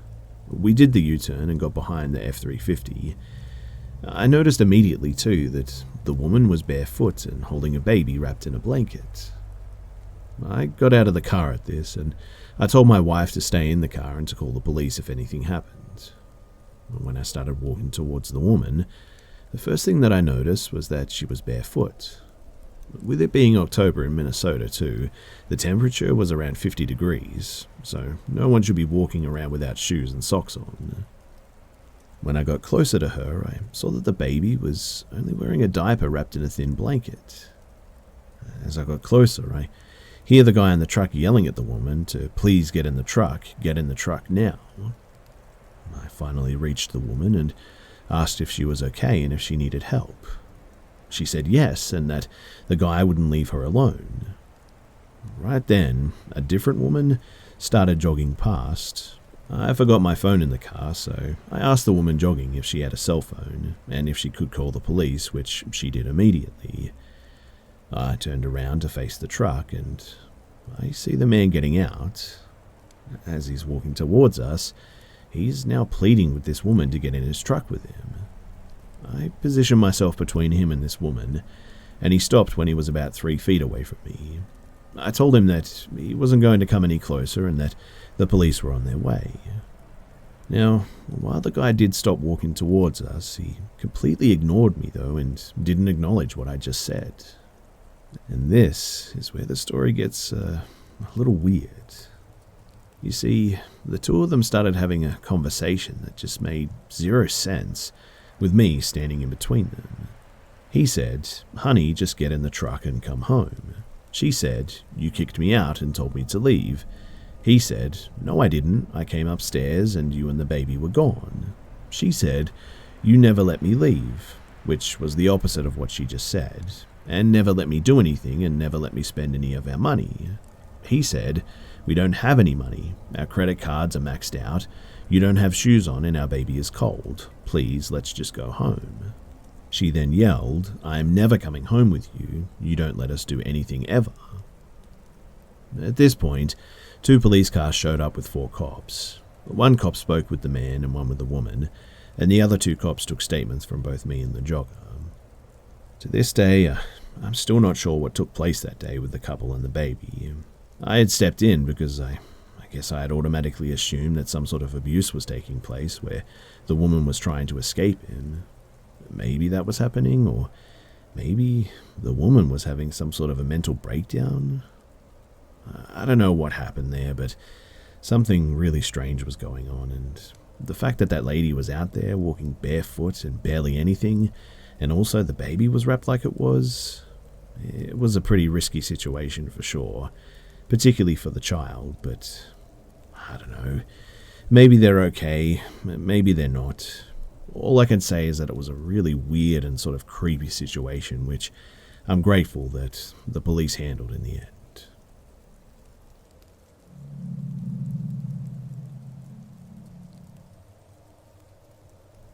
This takes place sometime around the summer of 2009 or 2010.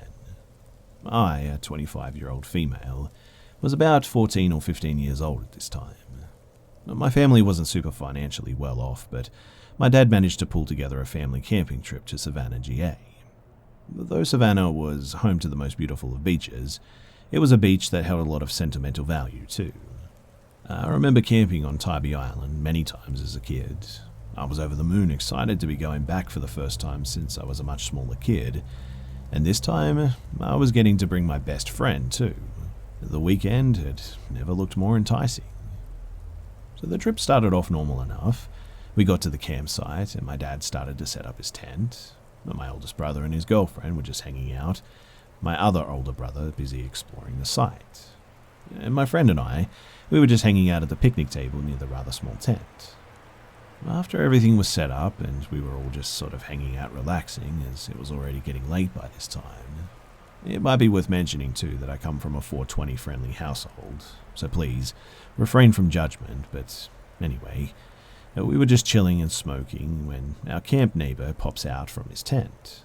He must have smelled our ganja too, so he came over and introduced himself. His name was Dan. He was about mid-50s, I would guess, around 6 foot, give or take an inch or two. About ear-length, wavy, sort of greasy-looking grey hair. Kinda made my skin crawl a bit, but whatever. So Dan comes up and introduces himself and asks to smoke with us. My friend and I, we didn't really partake in the group chat as we just didn't really care, like most teen girls wouldn't. So we just conversed amongst ourselves close by so we could still smoke, but far enough that we wouldn't have to engage in conversation with Dan. I wasn't too worried as I had my 2 older brothers and my dad there to protect us. One thing about the middle oldest brother too is that he was a bit of a wild child who would probably kill this guy if he tried anything funny. But regardless, I was still aware of just how much Buddy gave me the heebie-jeebies. However, he didn't try anything, so I guess that was cool. Just sort of played guitar with my dad and oldest brother until we all decided to crash.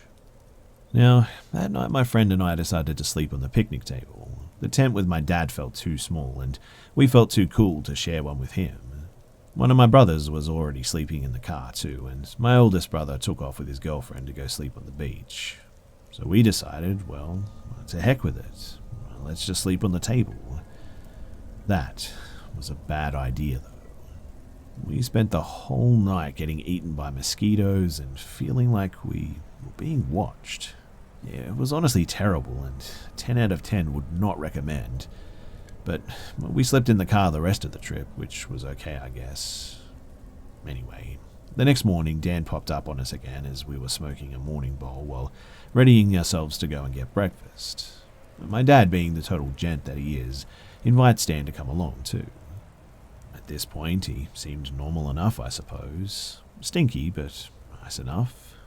He never said anything weird to me or my friend too, but I could just feel that something was off about him. But again, I felt safe with my brothers and my dad around. I felt like just the appearance of my dad would be enough to make him steer clear of us, to be honest.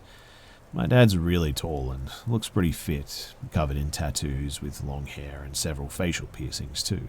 Total metalhead, but a guy with a big heart. So breakfast started off normal.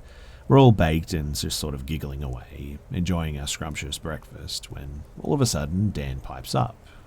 He starts talking about the show Hannah Montana too. We all exchanged glances like, is this grown man really raving about a tween television series? So we all just sort of sit back and listen. Dan goes on about how beautiful Miley Cyrus is, how much he hates the character Oliver, and how cool the character Lily was. We're all just sort of looking at each other like WTF when the real dinger gets thrown out there. This guy, this poor delusional man, starts telling us that he's in a relationship with Miley. That when she has a love interest in the show, that it's really just a subliminal message that she's sending to him. That her lyrics and her music are all about him. We obviously didn't question it because we're all pretty clear now that this guy is way off his rocker, so what would be the point? Instead, we all just sort of nod our heads and hurry up on finishing up our breakfast. Nobody even had to say what we were all thinking, so we just tried to kind of shrug him off as he approached us again. We all kind of caught on to how weird he was pretty quickly, and everyone just kind of steered clear of him from then on. Later that day too, after we digested our food a bit and relaxed and smoked and whatnot, all that good stuff, well, we all decided to go and hit the beach. The part that we went to was near a pier and a bunch of shops, so my friend and I decided to wander around and get a little time away from all of the testosterone. We roam the shops a little bit and pick out some cute necklaces and the works, and then decide to head on over to the pier. Now, the entrance of the pier had this little sort of gazebo thing with tables and drink machines and stuff, and my friend and I decided that we were going to go and plant our little butts there and sort of cool off a bit. So we're just sort of chilling there, talking about normal teen stuff, when I spot Dan sitting just a couple of tables behind ours. Well, my friend was sitting with her back towards Dan's direction, so I quietly let her know that Dan was there watching us, and we should probably skedaddle at this point. We get up and start heading towards the beach. We get off the pier and make it to the beach, and we think we're in the clear. We hadn't seen him get up after this, but of course, we were dead wrong. Not long after entering the beach part of the area, we peep that he's been walking behind us. Not too close, but close enough that it's blatantly obvious that he is indeed following us. We silently come up with a plan, just in case he gets a hold of us, and we agree that we should jump him if he tried anything. We were two small teen girls, but my friend, she had attended kickboxing classes regularly for years, and she thought at the very least that she would be able to do something if he attacked us. I guess she made me feel brave and unafraid. The best kind of friend to have in a situation like this, I suppose, but like I said, we were two very small teen girls, so really, we didn't really stand a chance. Anyway, as unafraid as I may have been at the time, I still knew that our best shot would be finding either one of my brothers or my dad.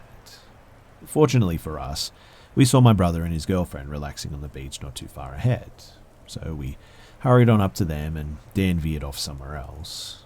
But once we were sure that he was gone, we started telling my brother about Dan following us. He was clearly bothered by this, but just told us to stay near and keep an eye out. Let him know too if he says anything weird, and that was that. We had no idea if he wanted to snatch us up or simply just followed us around to talk further about Miley Cyrus. I don't recall seeing Dan again that night or on our last day there either. His gear was gone by the morning too, and we all sort of breathed a collective sigh of relief because, well, let's be real. However sad it may be that he was so very clearly mentally ill, Dan was really weird, and we were all pretty stoked to spend our last day without him. Our last day was great too. We all had a blast and Dan never came back, so we just packed up and waved goodbye to Savannah as we all laughed and discussed all the crazy stuff that Dan had said on that trip. We could all agree that this seemingly super nice and normal middle-aged man had given us a trip to remember, that's for sure. But there's more to this story. So, after about a week or so of being home, my dad's watching the news when guess who pops up on the screen? You guessed it. Headlined, Miley Cyrus stalker arrested in Savannah, GA after trying to gain access to studio, or something along those lines, was the news report. And it was 100% him. No mistaking it, as they said his name and listed our vacancy weekend in Savannah as the time and the place of his arrest and everything. And of course, the picture solidified any prior doubts too. It was him. So, during that weekend when he wasn't with us, he was apparently actively stalking Miley Cyrus and was apparently arrested for trying to get into the studio or whatever that she was filming at. And that's why he wasn't there on that last day. So, we decided, screw it, let's just Google this guy's name up. And it turns out that wasn't the first time that he had been arrested for stalking her. Dan had been arrested in a couple of different states as he had been following her around the country, and he genuinely believed that they were in love. We found a video of him on YouTube being interviewed by some news dude, different incident than the Savannah arrest. Dan was talking about how he was there to see Miley and that he was going to ask her to marry him. He looked so jittery and excited, like someone who was truly excited to propose to the love of their life would be. I think that's the part too that weirded me out the most. He really and truly believed it with all of his heart. And that, my friends, is terrifying to say the least. So, there you have it, guys. The story of my camping trip with the official Miley Cyrus stalker. I changed his name, obviously, as I'm not certain of the rules here as far as naming criminals goes, but a simple Google search should suffice for anyone who's truly curious. As a last thought, though, I'll leave you with this. So, I kept wondering why Dan was drawn to my friend and I, and recently, as I relayed this story to a friend, something really dawned on me. Hannah Montana, or Miley on the show, was a brunette, and her best friend Lily was a blonde. I was brunette, and my friend was also blonde. So, what if he actually saw us and had some sort of a weird thought of us being like them or something? I don't know, it could be a bit of a stretch, but my mind was a bit blown when I thought about it. Anyway, that's about it, and I hope you enjoyed my story. It's one I always like telling people because it's just so what the heck, right? My friend and I are still super close, and it's something that gets brought up at least once or twice a year, either with her or with my family. It's a memory to last a lifetime for all involved, so I guess we can say that at least we have that.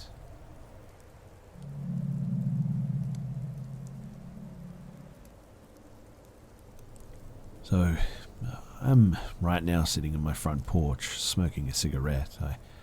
I just can't bring myself to go back inside my house because, well, there's someone in there. You see, just over 2 months ago, I moved into a new house after losing nearly everything to COVID. I won't go into details or draw this out, but you need to know that.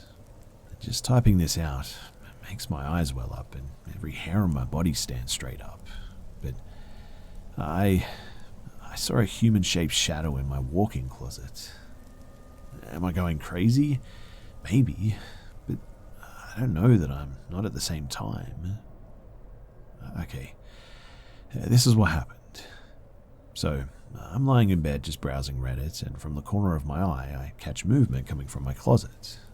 Within literal milliseconds, I turn and I swear to you that I see someone standing inside of it looking right at me. I flipped out, sprung up, ran out of my room, slammed the door and grabbed a kitchen knife. I yelled and screamed about calling the police and that I had a knife and basically acted like a scared monkey, but there was no response. After about a good minute of yelling and realizing that I'd actually left my phone in my bedroom to call 911, I slowly peeked in. When I did, there was simply nothing there. Nothing. No one could have gone anywhere, though. But, man, am I terrified about this. I mean, I saw this person. I saw their shape, their movement, their arms. There was a humanoid figure in my closet, and that's all I know.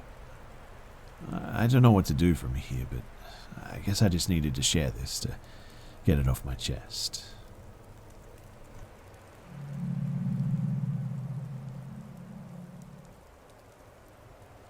Before my mum married my dad, she actually dated a guy called Craig.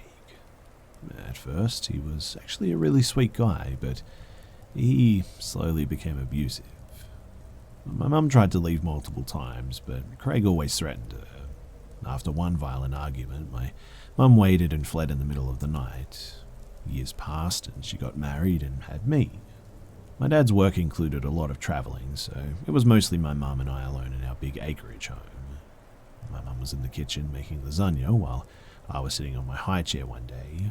It was an extremely hot day too, so she opened the kitchen door to let in some air. But it wasn't too long after this that she heard heavy footsteps enter in the kitchen behind her. My excited mum assumed that it was my dad, and she turned around with a "Hello, my love." And her excitement immediately turned to horror, because there was Craig standing in the middle of our kitchen with a gun visibly tucked into his pants. Craig smiled at her and asked what she was making. My mum mustered enough courage and said lasagna. She was physically shaking as Craig sat himself down beside me.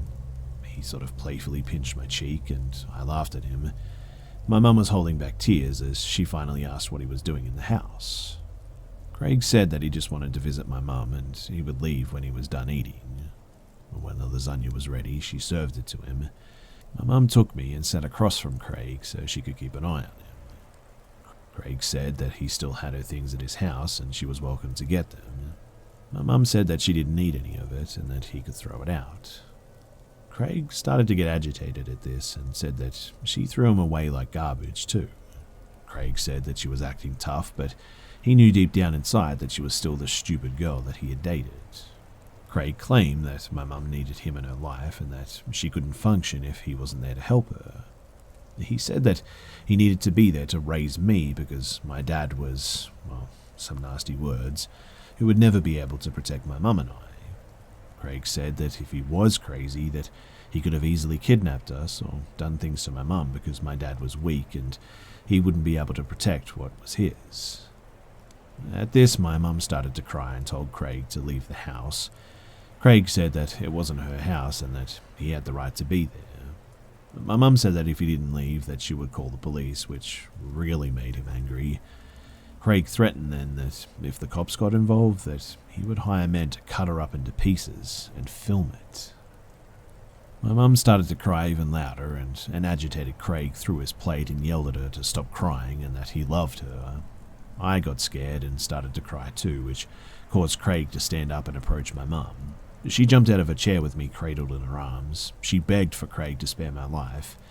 Craig tried to reach over to touch my mum, but she got so scared that she fell to the floor sobbing.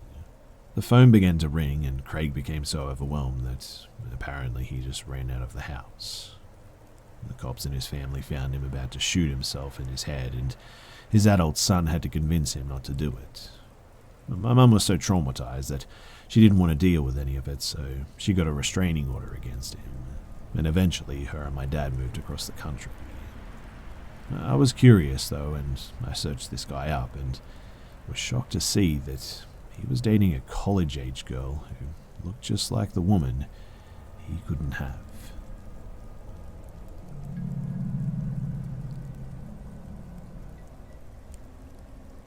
I'm a female college student, and I live with my family in a huge apartment in a big city. But where I come from, it's pretty normal to just go to college near your house. And this all happened on a weekend when my family and I had planned a sort of trip abroad, but last minute I had an exam rescheduled for that Monday, so I decided not to go.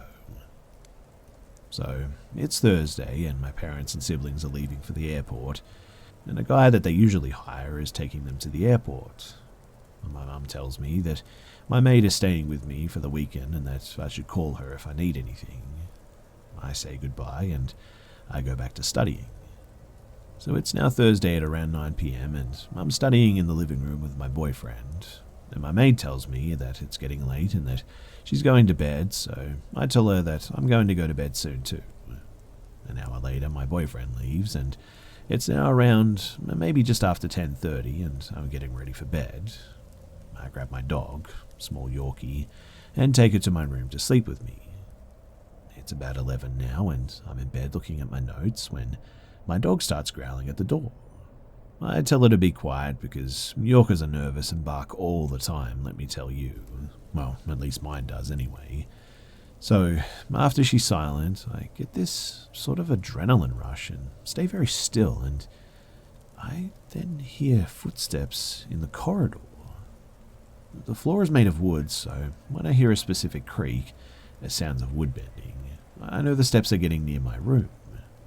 So at first I think it's probably my maid making sure my boyfriend didn't stay over, but when the footprints stopped at my door, I really started to freak out a bit. I was even compelled to say my maid's name. He's not here, you can come in and check. But somehow I just knew that it wasn't her. So I called my boyfriend and I told him that somebody was in my house. He tells me to put on some shoes and check the other rooms.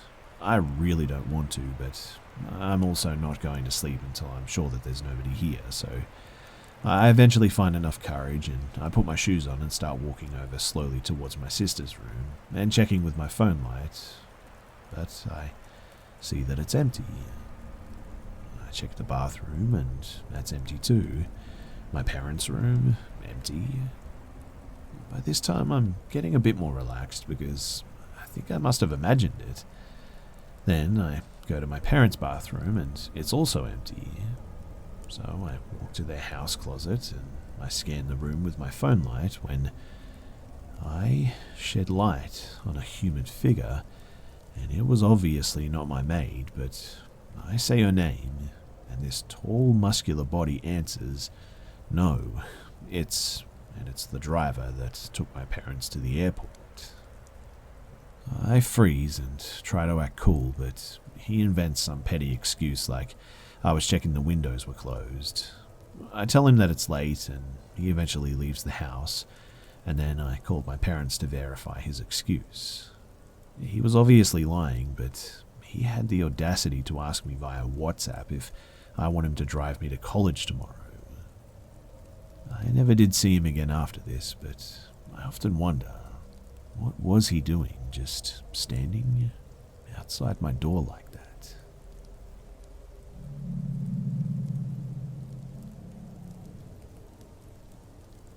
My house is on the very edge of town, right before a large wooded area. We do have neighbours. There are 6 apartments in total and some houses across the street. But it was around 11 p.m. and at that time, most of them are usually asleep or sitting in front of their TV, or perhaps both. So I went out to take my dog on a walk and noticed a bike leaning against the wall in the driveway. It seemed odd since there's a bike rack behind the house, but I didn't really think too much of it and I just went on. When I came back, the bike was still there. Now, there are walls to both sides of the driveway, about 5 feet tall at the highest point right behind the gate.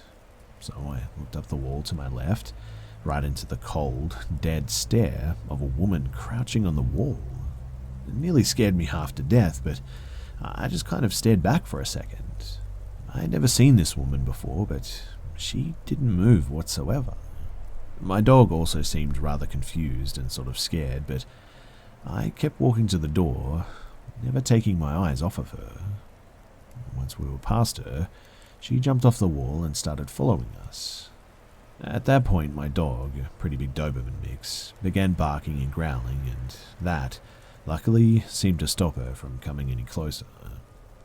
I got in the house, locked the door behind me, and am once again glad that I have my dog with me. I don't know who she was or what she was up to, but the scariest part is that she was probably already standing there when I was on the way out.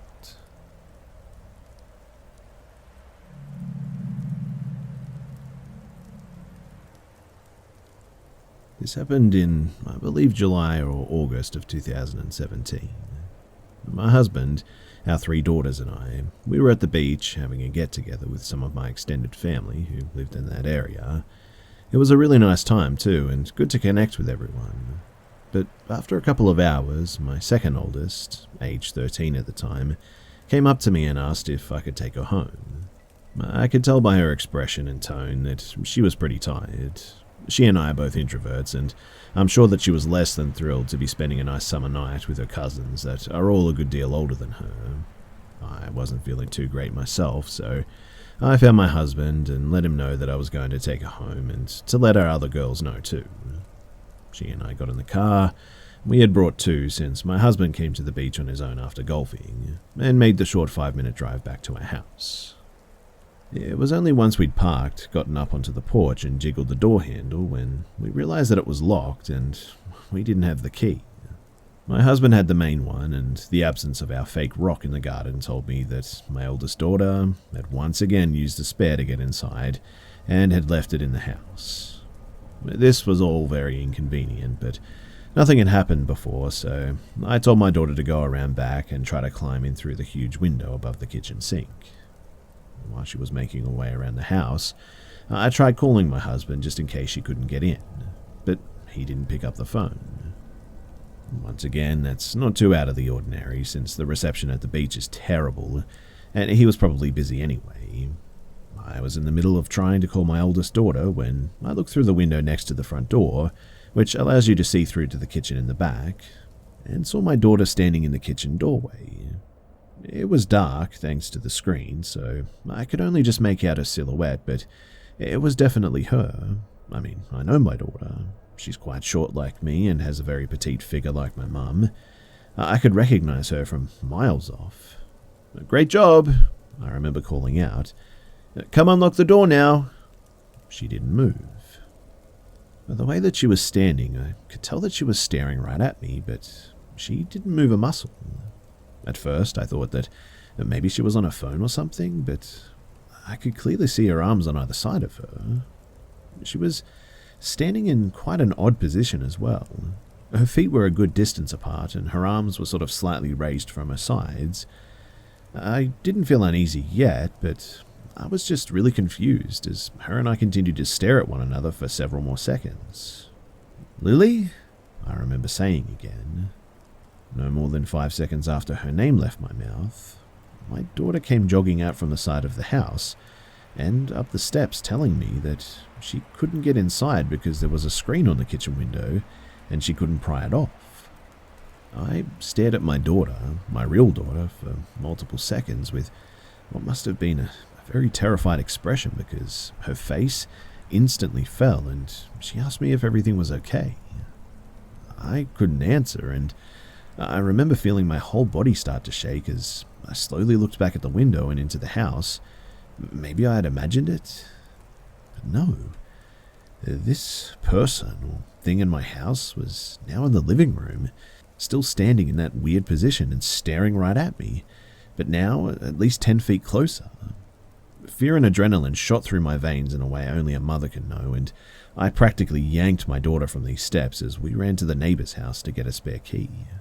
And well, whatever was in my house was gone by the time that we returned, or at least out of eyesight from the window, but I did not let my daughter leave the neighbor's house until I had inspected every inch to make sure that there was no intruder.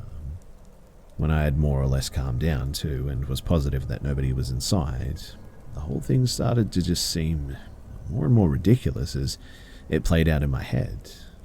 The human brain automatically tries to give everything a logical explanation, so the more I thought about it, the more I was feeling like it had to have been imagined. I barely even considered calling the police. I mean, what would I say to them? Hello, officers. I saw something in my house that looked exactly like my daughter, but I don't know what it is because she was standing right next to me when it happened. Absolutely not.